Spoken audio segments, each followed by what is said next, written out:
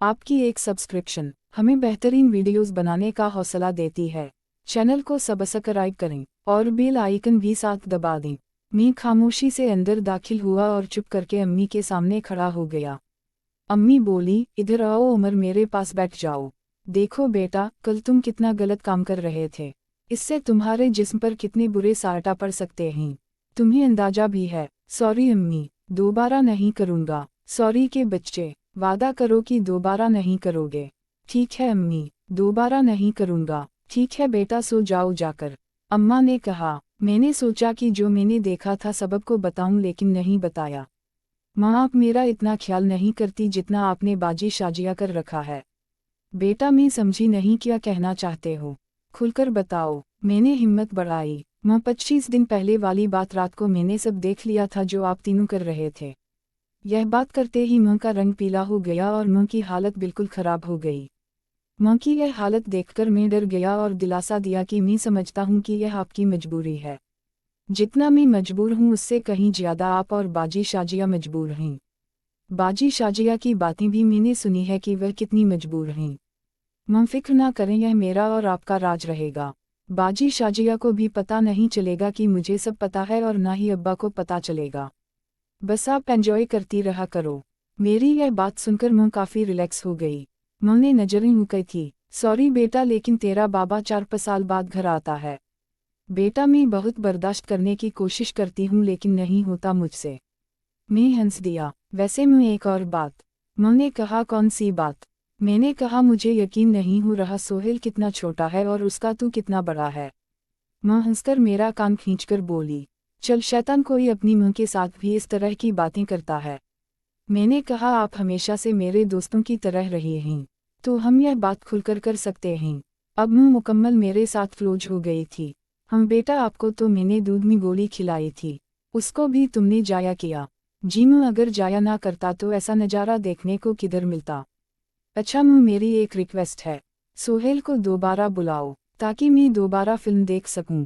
चल कमीने, अब तुझे अपनी माँ को ऐसा देखकर अच्छा लगता है। माँ प्लीज़ मेरी खातिर, ठीक है अभी तो 25 दिन हुए हैं कि सोहेल यहाँ आया था। प्लीज़ माँ, खाला को कोई बहाना बनाओ और कुछ करो। ठीक है, कल बात करेंगे, अभी तो रात के सुबह के 3 बजे बज गए हैं। नहीं माँ, अभी कॉल करो, वो लोग देर तक जागते हैं कि समरीन खाला कल ही सोहेल को भेजी। उमर बीमार है, मार्केट से सामान लाने वाला कोई नहीं और मुझे तकलीफ होती है। फिर कॉल की तो समरीन खाला ने हंसकर कहा कि सोहेल तो नहीं है, उमर है तेरे पास। मुँह ने मुझे चुप रहने का इशारा किया।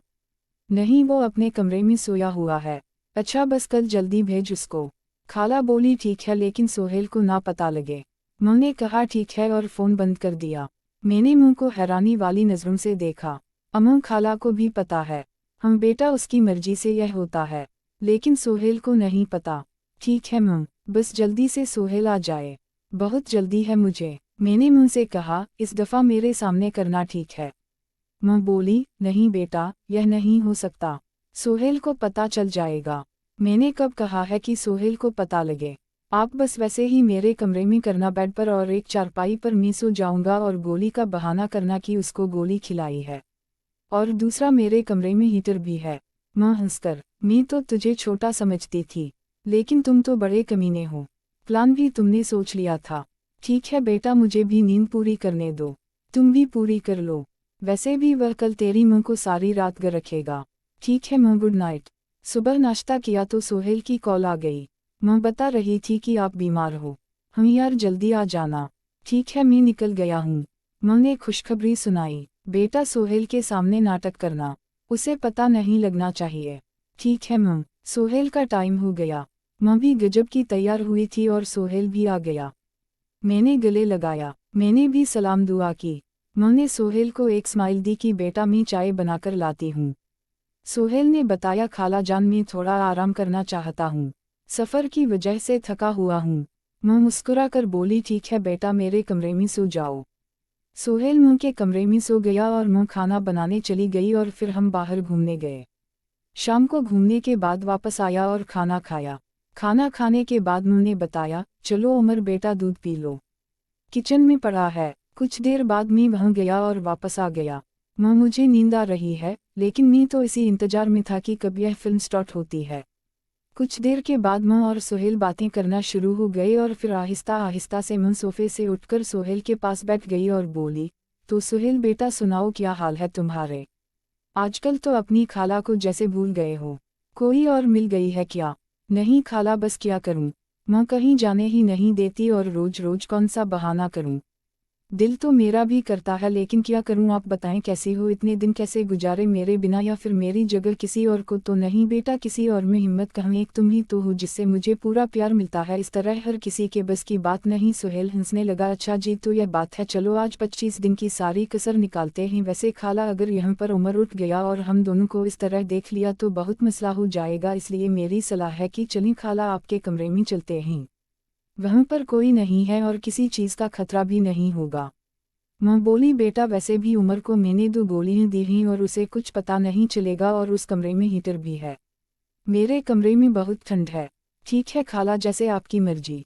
खाला आपने शाजिया को बुलाया नहीं? अगर वह होती तो और भी अच्छा होता। क्यों बेटा, आपका खाला से दिल भर गया है? नहीं खाला, ऐसी कोई बात नहीं, आप तो बहुत स्पेशल हैं। तो बेटा फिर सोच क्या रहे हो, शुरू करो। माँ उठी, दोनों बेड की तरफ चले गए। चलते चलते माँ ने मुझे ऊँट मारी। मैं कंबल से छुप छुप कर देख रहा था। इस तरह सोहेल मुसलसल 4 दिन लगातार रहता रहा और फिर सोहेल वापस चला गया। मैंने कहा, तेरा तो काम होता है लेकिन मेरा नहीं होता, मैंने भी खाला से मिलना है। ठीक है बेटा, इस हफ्ते सोहेल की माँ को बुलाती हूँ। और मैंने उसको बिल्कुल राजी कर लिया। माँ सच में? हम बेटा, मैं शाजिया का काम कर सकती हूँ तो तेरा क्यों नहीं? लेकिन बेटा वह कहती है कि मैं तैयार हूँ, लेकिन मेरी एक शर्त है। कौन सी शर्त? माँ पता नहीं क्या कह रही थी कि वहाँ आकर बताऊंगी। यह सुनकर मैं बहुत ज्यादा खफा हुआ। बेटा खफा क्यों होते हो? तेरी मुँह है ना। अगले हफ्ते आंटी समरीन यानी सोहेल की माँ आ गई। यह बात सोचकर मैं बहुत ज्यादा शर्मा रहा था। समरीन आंटी मुझे अजीब नज़रों से देख रही थी। फिर मुँह से बोली, अरे आपा, मेरा भांजा तो बहुत शर्माता है, फिर इस तरह किस तरह बनेगा काम? और आंटी ने एक जोरदार काका लगाया जिस पर मैं भी हंस पड़ी। रात हुई और मैं बहुत ज्यादा परेशान था कि किस तरह मैं स्टॉट लूँगा और कैसे होगा। फिर वक्त का पता ही ना चला। रात सुबह के 8 बजे के बाद माँ और आंटी दोनों अपने कमरे में चली गई। मैंने दरवाजे के साथ कान लगाया तो आंटी ने मुँह को बताया कि हाय, मैं तैयार हूँ इस काम के लिए। उमर भी तो मेरा बेटा है, लेकिन मेरी शर्त है कि तुम